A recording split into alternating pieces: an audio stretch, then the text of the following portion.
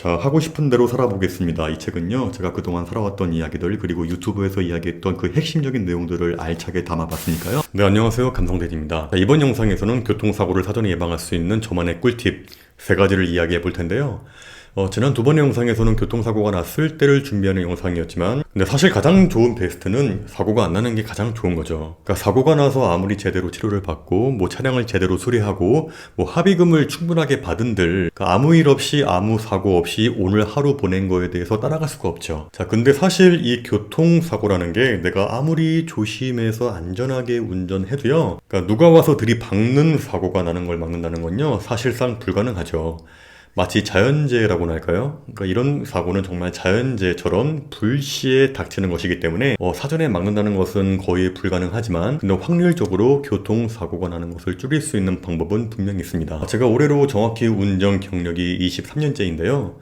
누가 와서 제 차를 들이박은 거 말고는요, 저의 잘못으로 인해서 운전하다가 사고 난 것은 딱 2번이었어요. 한 번은 제가 저번 영상에서 이야기했던 벤츠 S클래스 차량을 제가 뒤에서 살짝 건드려서 스크래치 났는데, 제가 빨리 달려나가서 진심으로 사과하는 바람에 현금 20만 원에 해결했던 그 사고고요. 그리고 또 한 번의 사고는 제가 미국에 있을 때 주차할 때 실수로 가만히 있던 남의 차를 기스나게 한 적이 있었는데, 총 이렇게 한국에서 한 번, 미국에서 한 번, 2번의 사고가 있었습니다. 그 외에는 제가 일으킨 사고는 없었어요. 자, 이렇게 23년간 운전하면서 요 정도밖에 사고를 안 낸 건 정말 드문 일이라고 할 수 있는데요. 이것도 저만의 노하우가 분명히 있습니다. 물론 이렇게 한다고 해서 사고를 100% 막을 수는 없겠지만, 분명한 건 교통사고가 날 확률을 현저하게 낮춰준다는 건 틀림없는 사실이에요. 자, 첫 번째는요, 항상 운전할 때 이걸 꼭 명심하세요.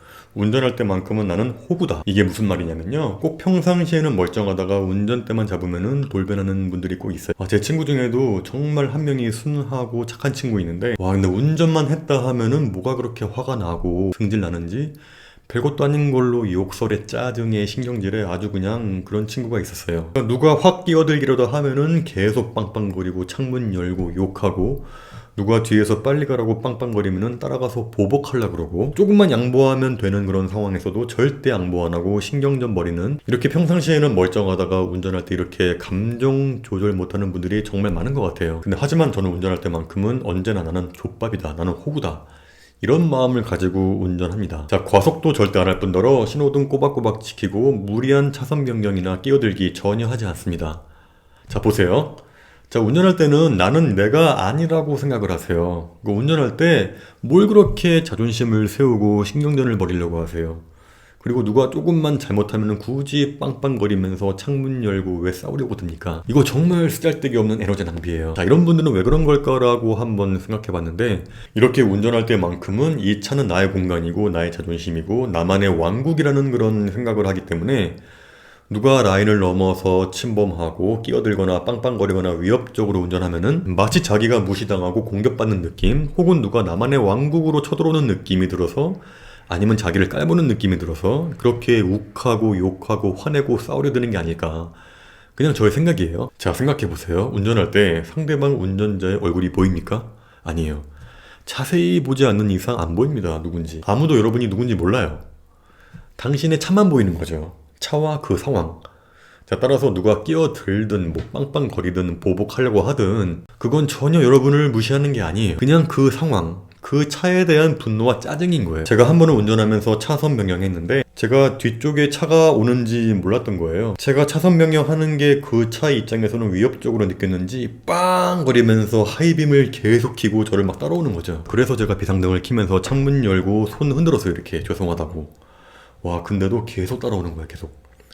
위험하게 하이빔 계속 키면서 빵빵 그러면서 결국에는 제 옆자리로 붙이더니, 보니까 입모양이 창문 내려봐 이 개새끼야 뭐 이런 입모양인 거예요. 제가 그래서 창문 열고 정말 죄송합니다, 잘 못 봤어요 라고 이제 사과했어요. 근데도 차 세워봐 이 개가 막 욕을 하는 거죠. 정말 이렇게 하다가 큰일 나겠다 싶어서 죄송합니다 이렇게 했어요. 조금 화가 좀 풀렸는지 다음부터 조심해 하면서 이제 휙 가더라고요, 이렇게. 그러니까 절대로 도로 위에서 감정 싸움, 기싸움, 신경전 이런 거 진짜 하지 마세요. 그러니까 세상에서 제일 쓸데없고 제일 영양가 없고 제일 불필요한 행동이 바로 도로 위에서 자존심 싸움하는 겁니다. 아니 그 사람은 그냥 그 순간에 헤어짐은 그냥 안 볼 사이잖아요. 근데 왜 그렇게 신경전을 벌여요? 제가 만약에 거기서 같이 화가 나서 창문 열고 뭐 싸우려고 들면은 그거 진짜 위험한 거거든요. 그러니까 누가 끼어들건 뭐 위험하게 운전하든 뭐 빵빵거리든 욕하든 나는 운전할 때만큼은 호구다, 족밥이다. 그런 마인드로 운전하면서 그냥 보내버리세요. 그냥 빨리빨리. 정말 막말로 누가 확 끼어들어서 정말 위험한 사고가 날 뻔했다 쳐요. 자, 근데 일단은 사고가 안 났잖아. 그러면 아우 다행이다 하고 그냥 갈 길 가세요. 굳이 거기다 대고 창문 열고 야 이 자식아 왜 운전을 그따위로 하냐 뭐 차 세워봐라. 그래 뭐 차 세워서 어쩔 건데요. 뭐 주먹 날릴 거예요? 그런 생각으로 될 수 있으면 최대한 양보하면서 최대한 감정 내비치지 마세요. 제가 어느 정도로 운전할 때 나는 호구다라고 생각하냐면요. 일방통행에서 상대방의 차가 역주행을 해도요. 저는 그냥 제 차를 후진하면서 차를 빼줘요. 양보합니다 이렇게. 그러니까 아무리 부당하게 도로 위에서 시비를 걸고 해도요. 무조건 죄송합니다 하고 그냥 빨리 그 상황을 벗어나려고 하세요. 왜냐? 그게 제일 안전하니까. 자, 도로 위에서 신경전 벌이는 것만큼 바보 같고 위험한 행동은 없다. 자, 두 번째는 방어운전. 방어운전이 뭐냐면요. 생선 방어가 아니라요.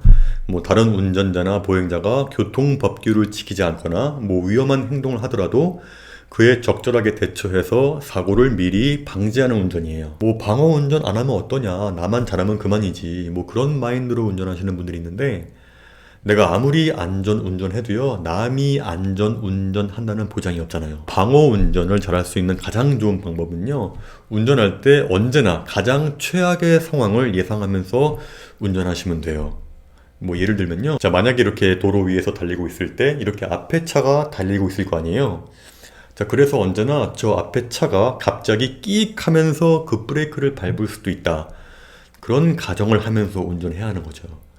그런 가정을 하게 된다면요 자연스럽게 충분히 안전거리를 유지하게 되면서 언제든 앞에 차가 급제동을 한다 한들 사고가 안 날 수 있게 대비하게 되는 거죠. 그리고 좁은 골목길 양쪽으로 차들이 주차되어 있는 곳을 지나갈 때도요 그냥 아무 생각 없이 지나가지 마시고 갑자기 어떤 차가 문을 확 열 수도 있다는 가정, 그리고 갑자기 어떤 어린이들이 확 튀어나올 수도 있다는 가정, 그런 최악의 상황을 상상하면서 그 골목길을 천천히 지나가는 거죠. 그리고 횡단보도를 지나갈 때도요 그 횡단보도의 신호등에 빨간불이어도요 그냥 휙 지나갈 수 있다 하더라도 무조건 내 눈에 안 보이는 보행자가 있을 수도 있다. 그런 최악의 가정, 그런 최악의 가정을 하면서 살짝 속도 줄이면서 조심히 지나가는 거. 그리고 아까도 이야기했지만 누군가가 내 앞에서 깜빡이를 켜면서 차선 변경을 한다. 그러면은 웬만하면 그냥 양보해 줄 것. 웬만하면 그거 양보해도요 늦게 가는 거 아니에요.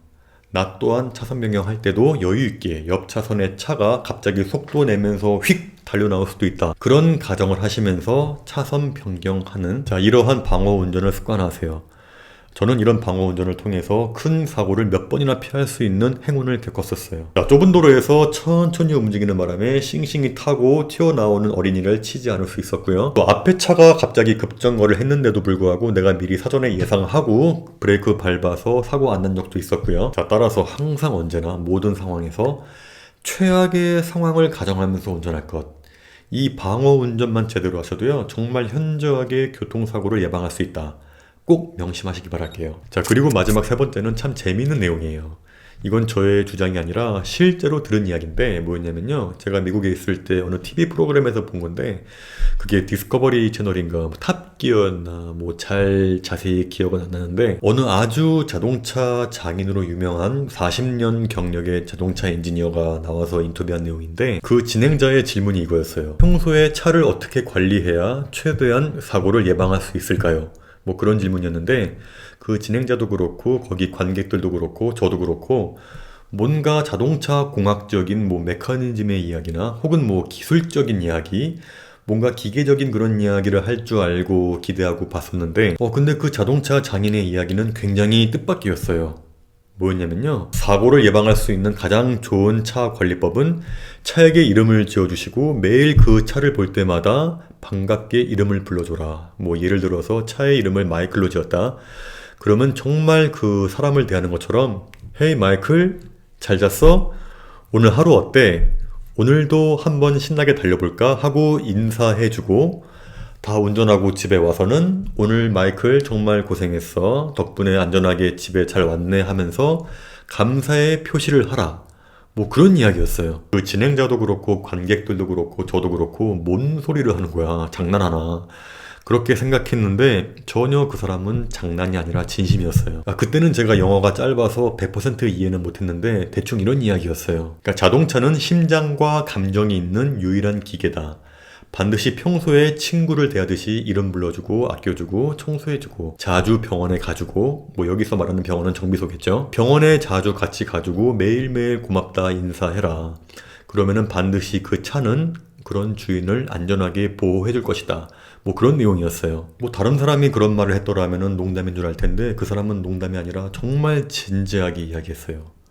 차에게는 감정이 있으니까 가족처럼 친구처럼 대해주고 아껴줘라. 저는 그 이야기를 듣고 나서부터 뭐 믿져야 본전이니까 실제로 운전할 때마다 차의 이름을 불러주고 정말 아껴주고 관리해주고 말 걸어주고 그렇게 탔었어요. 뭐 그런 이유인지는 모르겠지만 실제로 사고가 나지 않았고 그렇게 이름을 불러주고 하니까 정말 가족이 된 것 같고 정말 차가 사람같이 느껴지더라고요. 제가 미국에서 그런 식으로 아끼면서 몰던 차가 있었는데 이제 제가 한국에 가게 되었잖아요.